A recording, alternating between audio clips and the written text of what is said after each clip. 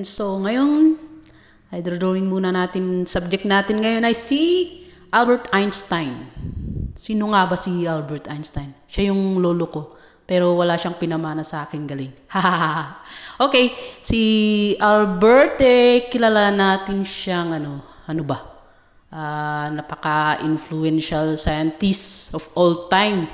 Tapos, ang contribution niya ano ba yun? Yung sa theory of relativity. And the others, Google nyo na lang guys.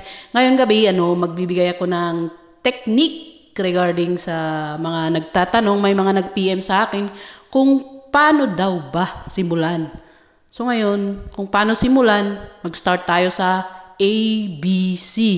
A as in apple, kumuha ka ng picture ng apple. Tapos, itry mong gayahin yung outline niya muna, no? Tuldok mo muna yung mga outline niya. Next nun, kung ano yung medyo darker shade, yung mas red sa apple na yun yung mas dadamihan mo ng tuldok mo. Basta ganun lang yung practice para sa mga nag-uumpisa pa lang. So, start nyo na. Ngayon, dito sa drawing kong to, medyo masasabi kong mas mahirap pag mas matanda compare sa mga K-pop na mga mukha. Kasi pag ganitong mga matatanda, katulad nga ni Einstein, si Lolo, mas madami siyang linya, mas maraming wrinkles, mga ganyan. Medyo komplikado sa mata, ganyan. Kaya medyo dapat maingat yung pagtuldok mo.